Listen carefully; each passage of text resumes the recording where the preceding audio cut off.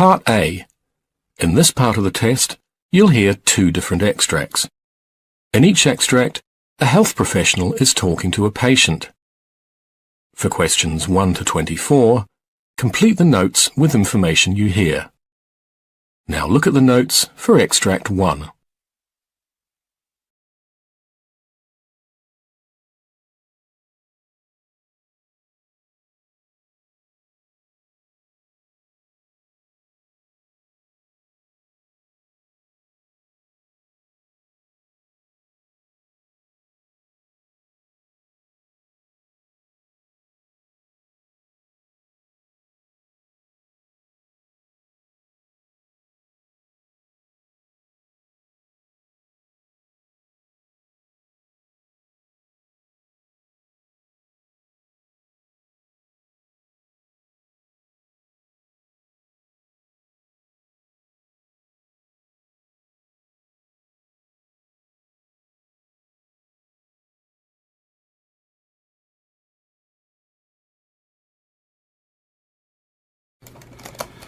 Hello, Rebecca. How are you today? Dr. Miller, I'm still having problems holding my urine until I get to the bathroom. I'm leaking before I can make it to the toilet, so I've been wearing these bulky pads. I have to wear them. My desk is at the other end of the office, far from the bathroom. I see. Well, the last visit you said that you are not leaking urine when you cough, sneeze, exercise, or lift something. Has that changed? No, I don't leak at those times. I'm just feeling this urgency to go and rushing off to the bathroom 10 or 12 times a day.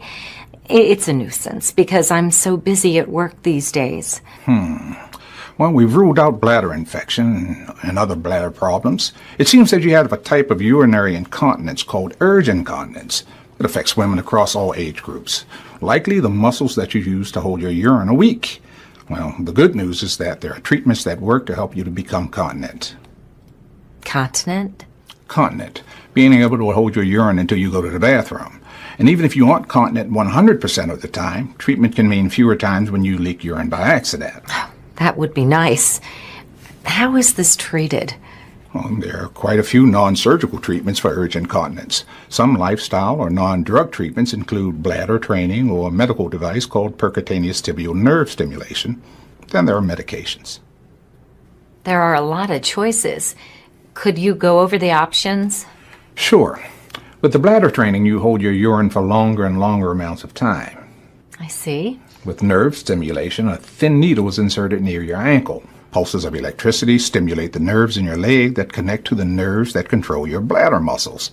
And prescription medications can reduce your incontinence or eradicate it completely. It's a lot of choices. I'm just not sure.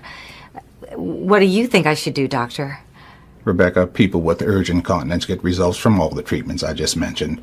But since you're busy at work and the bathroom is so far from your desk, for now, I'm going to prescribe a medication to help you with this problem. A prescription?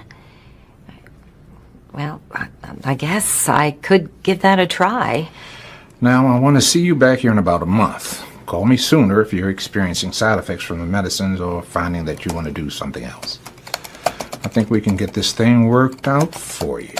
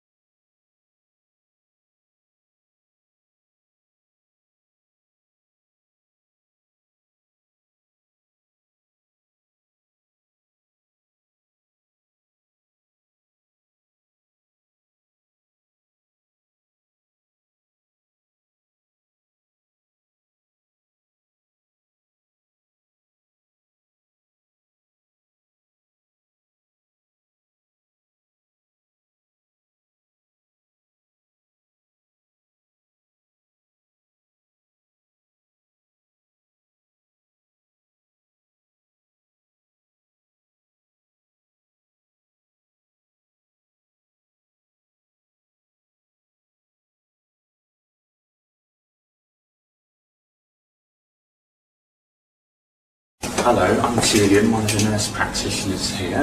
How can I help you? Well, Julian, I've got some pain in my sort of the lower part of my tummy, actually. Right. Okay. And have you noticed any other symptoms apart from that abdominal pain? Well, the pain's there sort of on and off, but then when I have a wee or go to the loo, it really hurts. Right. Oh, it hurts when you go to the toilet. Right. Yeah. Okay. And how long have you had that abdominal pain for? Well, I think it's been about a week, really. Right. Sort of on and off, not all the time. For about a week. Okay. What about the pain when you pass urine? How long has that been for? I suppose towards the end of the week, and then really over the last 3 days, that seems to have got worse. Right. And now it feels like if I, as soon as I need to go to the loo, I've got to go. I feel like a real urgency to go, and it seems like I'm going to the toilet more often. Right, okay.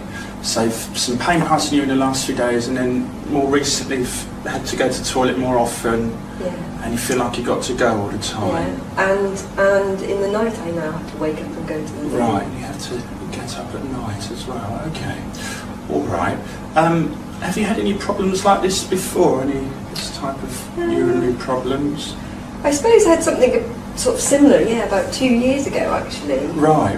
And it sort of felt quite the same. Right, and can you remember what that problem was? I think they said I had cystitis. Right. Yeah, cystitis, and I had to have just some antibiotics. Oh, some antibiotics, okay. And did it go away then? Yep, it went away, and I don't think I've had anything since. Right, okay, fine. Have you still got the abdominal pain at the moment? Yes. Okay. Not too bad. Not too bad. But it's there, Okay. it's just sort of in the background. Okay, is it there all the time, or does it go up and down? I think it goes up and down really, but worse perhaps when I am having a wee. Okay. On a scale of 1 to 10, with 10 being the worst, how would you rate the pain? It's not that bad, I think it's probably about 4. About 4? 3 and 4. Okay, so not so bad.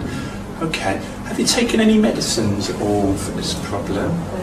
Well, I did take a couple of paracetamol, Okay. and that seemed to help with the pain, but obviously it doesn't stop me needing to go to the loo all the Right. time. But it helped with the pain a bit. Okay, good. All right, now I just wanted to ask about some other symptoms related to this. Have you had any fever at all, like feeling hot? No. No? Have you felt sick at all? Or any vomiting? No. Okay. Have you noticed any blood in the urine? Oh, no. No? Okay. That's Should good. I? Well, if you did, then we'd want to do something Oh, about no. it. If you haven't, that's fine. Okay. And have you noticed any unusual vaginal discharge at all? No, just the same really. Just the same. Okay. And any unusual vaginal or vulval irritation or spots or sores since you've had this problem? No, just the sort of pain that feels like it's inside when I'm having a wee, but I haven't noticed anything. So. Okay, fine. Okay, and do you have a partner at the moment? Yeah, I'm married.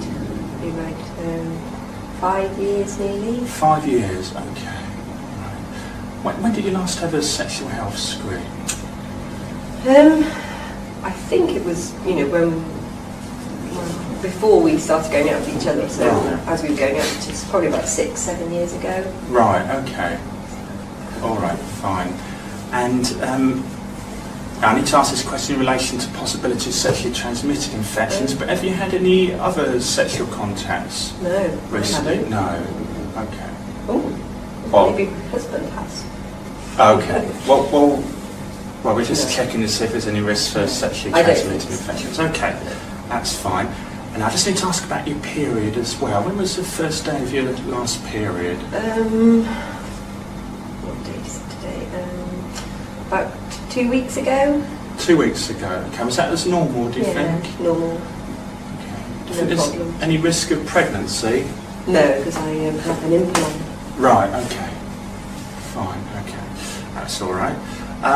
Now, so how often would you say you're going to the toilet during the day? Oh, it feels like I could go every 5 minutes, Right, really. right. I don't know. Okay. Quite more than I would normally go. Right, okay.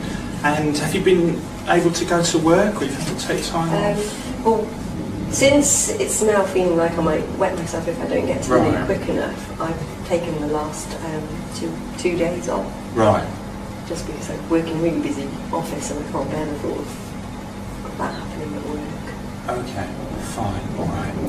Okay, so you've mentioned that you've had cystitis before in the past and you had some antibiotics for that. Yeah.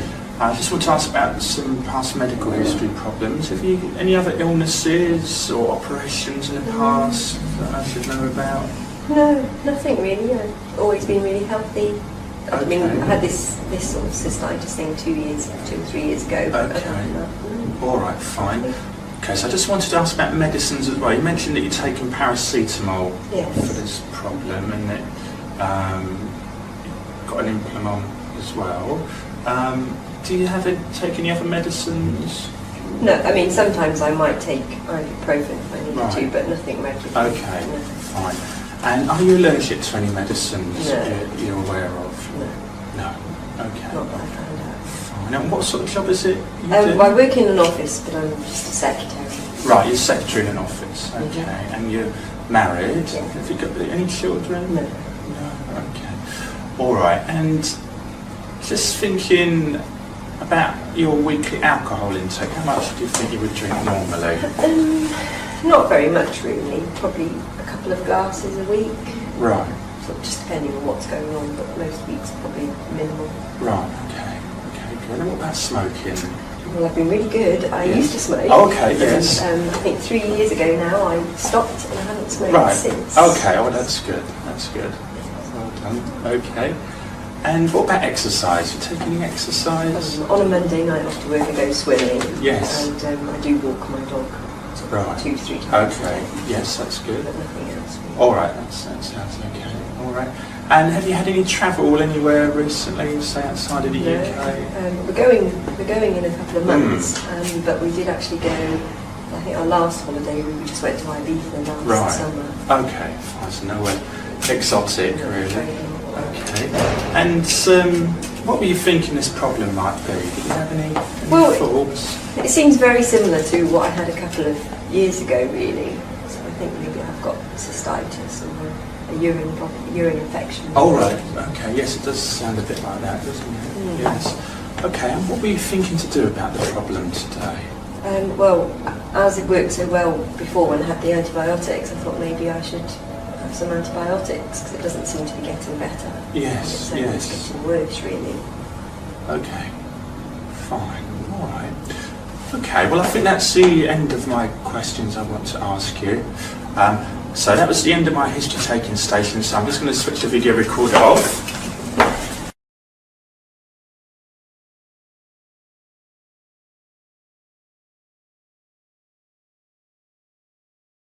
Part B.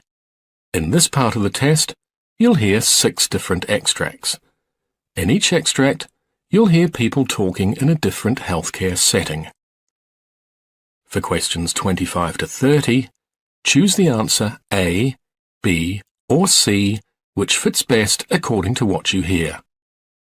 You'll have time to read each question before you listen. Complete your answers as you listen.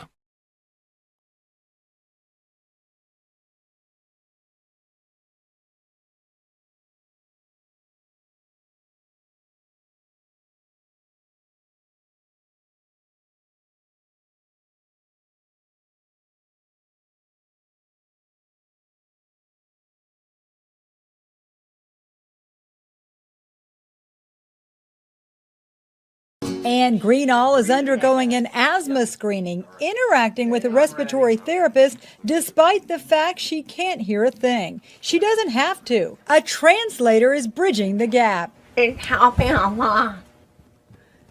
I'm able to communicate effectively with hearing people. The Americans with Disabilities Act requires hospitals to provide effective communication for the hearing impaired in all healthcare settings. It doesn't mandate a method, but computers can't compete. Of course, there's a lot of technologies out there, but you cannot eliminate the face-to-face. So you haven't had to use that?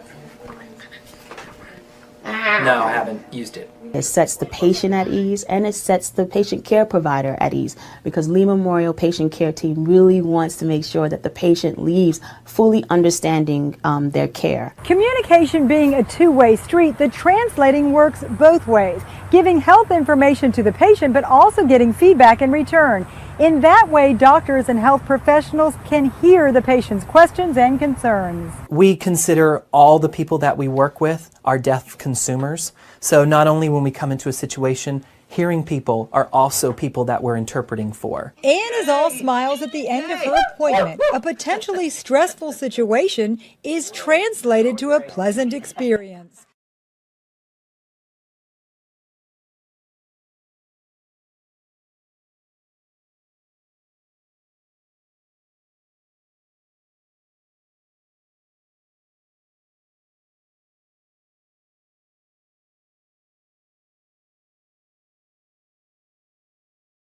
Let me help you get these slippers off.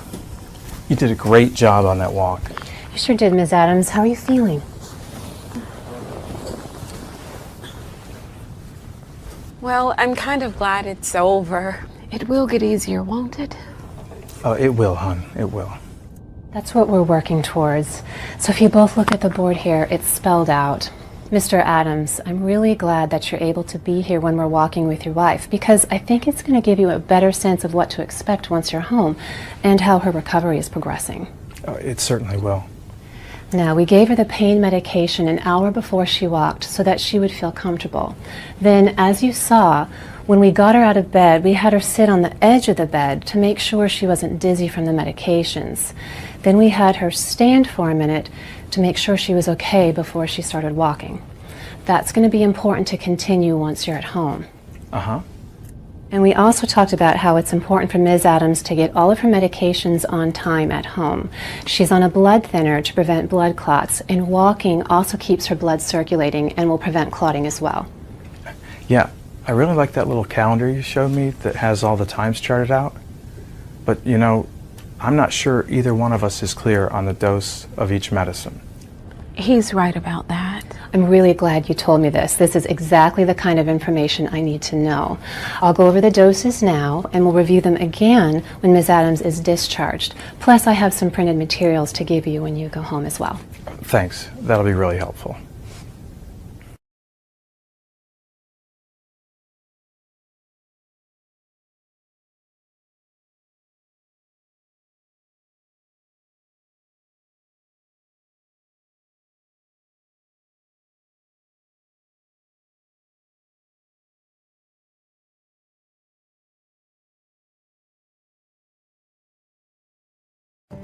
Today, we're trying to understand and feel confident and competent when providing care for young patients who exhibit anger or aggression. Aggressive behaviors bring the potential for harm. Concern about this is legitimate. It's perfectly okay to be on guard and careful when someone poses a risk. The key is to push through our apprehension, to manage the situation, as well as to provide good care. This kind of behavior in children is sometimes surprising, and many times the intensity and the child's capacity for strength is alarming. In this module, we want to look at two elements of managing these behaviors. First is understanding the underlying reasons why the child may be behaving this way.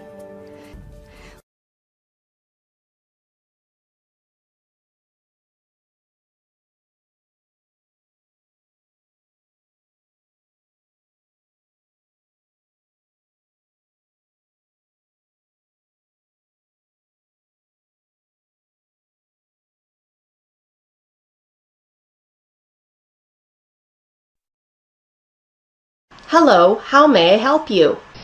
I would like to make an appointment with Dr. Smith, please. What would you like to see him for? I need my annual physical and also have a shoulder problem. It is aching. Dr. Smith has openings next week.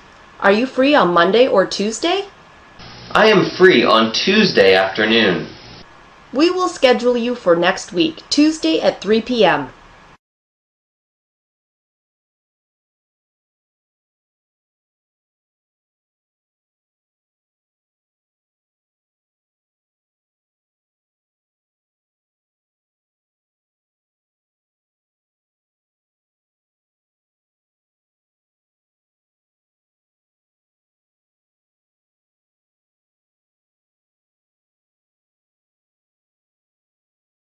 Hi, doctor. I came today because I need a flu shot and to get a checkup.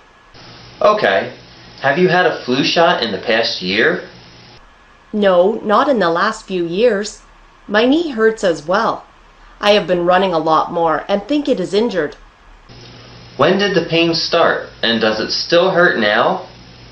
About 2 weeks ago, and yes, it still hurts. I suggest you ice it, and I will prescribe you some pain medication. Thank you, doctor. Hello, I'm here to visit my sister.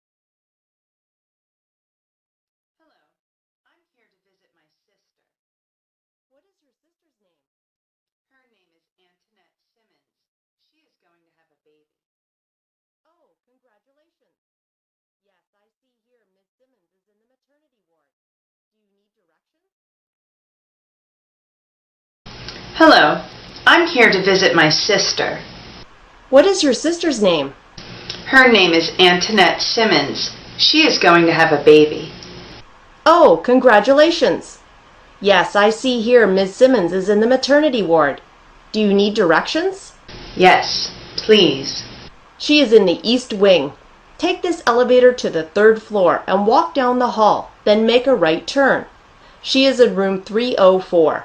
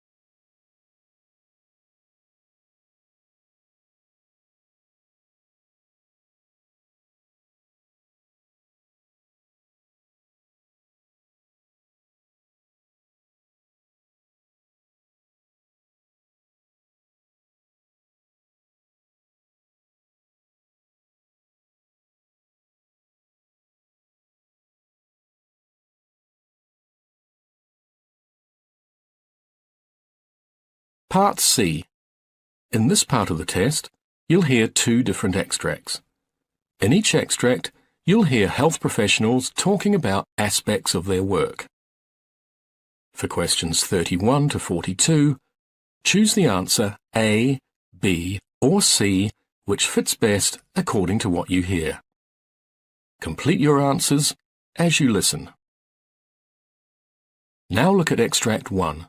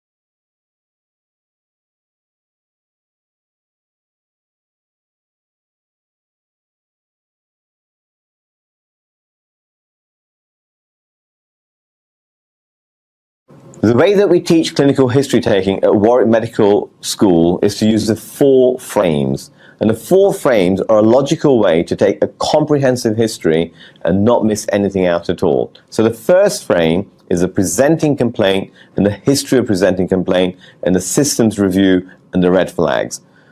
So we encourage our students to ask an open question so they can start eliciting the symptoms from the patient. Then we would click into one system.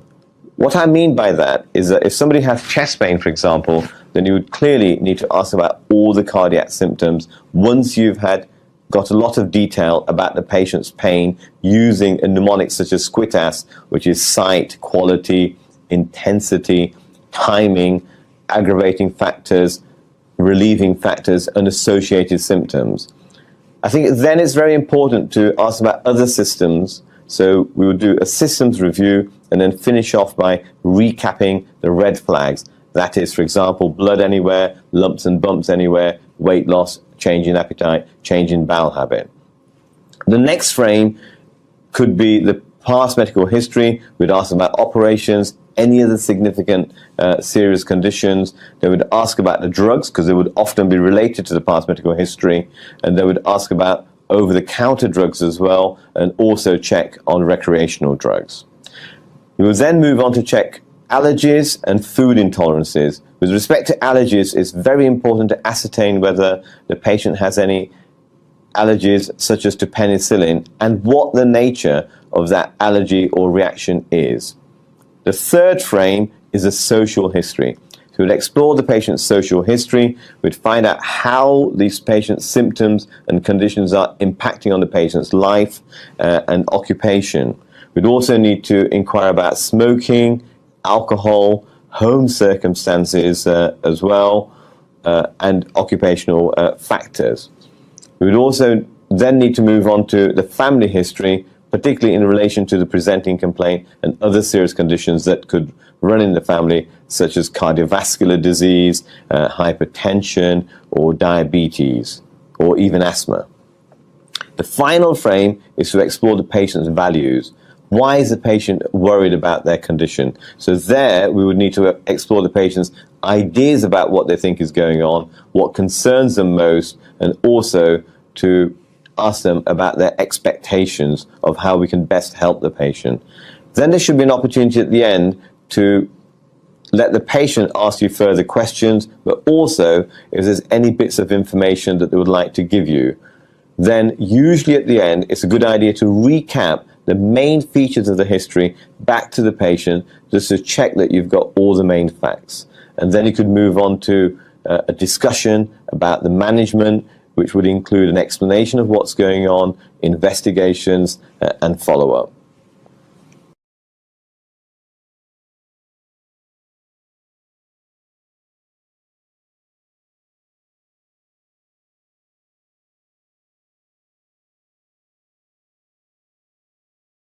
Which comes from Mel, who asks if soy milk is messing with our hormones and if there are healthier milk alternatives. We're joined by Olivia Willers. Hi, Michael. A lot of us tend to think of soy milk, live as a healthy option. You can find it in the health food aisle of many major supermarkets. What's it actually made of? It's funny, a lot of us do tend to think of soy milk as, and I guess any other kind of plant-based milk as a healthier option or a health food. And it's certainly a lot of reason that people make the switch now, not just because they're, lactose intolerant or maybe they want to reduce their carbon footprint. But soy milk, it's essentially made from soybeans and filtered water. So it's kind of taking the milk from soybeans that have been pressed, or in some cases, manufacturers will use a soy protein powder. Mm-hmm. And then they add in things like oils and sweeteners and salt to get it to that similar kind of consistency and flavour as cow's milk. And it's also normally kind of fortified with calcium and vitamin D and certain B vitamins, just so it becomes a good, substitute for cow's milk and a good source of calcium. Okay, so how does it compare nutritionally to regular cow's milk? Well, nutritionally speaking, it's pretty on par. Soy milk that's fortified is fairly similar to dairy milk, and that's most of the soy milk that we'd find in the supermarket. There's no reason why anyone needs to have dairy milk or cow's milk, but it's certainly a good source of protein and calcium, and it's an easy way, I guess, to get a lot of those nutrients that we need in our diet. That's kind of why it's been a cornerstone of Western diets for a long time. Cow's milk is generally, it's naturally a better source of calcium, but like I said, because most soy milks are fortified now with calcium, they're a really decent substitute for cow's milk. Soy milk's a good source of protein, and soy products, should be a good part of a kind of healthy, balanced diet. What about fats, comparing milk with milk? Yeah, so soy milk is it doesn't have, the same, it's lower in fat, it's lower in saturated fat, but milk products generally are fairly low fat. And I guess if you're concerned about the fat content, you've got kind of skim milk as an option, but that is something, I guess, to take into consideration, that yes, soy milk is lower in fat content. So soy is also lower in fat, but I think you mentioned, it's fortified, so along with the natural qualities of soy itself. So you've got iron and fibre, other vitamins and minerals. So is there a kind of recommended blend between dairy and soy in your diet? Look, I think it's really personal choice. Like, soy is definitely the best kind of substitute for cow's milk. If you're going to not have regular cow's milk in your diet, then soy would certainly be the best option, in contrast to other plant-based milks like those almond milks. Yeah, absolutely. Okay, by a long shot. Well, we'll go back to some of those other milk alternatives in a moment, because a lot of people are opting for those too over soy and dairy. But just back to Mel's original question, she was asking, is soy milk messing with our hormones? And what's the science saying there? Yeah, so people are a little concerned. There was concern some years ago about this. So soy products contain these things called phytoestrogens, and they're kind of naturally occurring plant chemicals that are chemically pretty similar to the body's natural estrogen, but, you know, they're of a much weaker scale. And soy is not the only food to contain them, but it does have a high concentration of them. And so I guess the discovery of phytoestrogens in soy products led to concerns that they would kind of mimic the effects of our body's own natural estrogen and potentially disrupt, you know, our hormones. And there was a particular concern that was raised some years ago when researchers found basically that these phytoestrogens could increase the risk of cancer in rats. But it's very important to point out that animals, you know, rats have a very different metabolism to humans, and studies in humans do not point to any kind of harmful effects.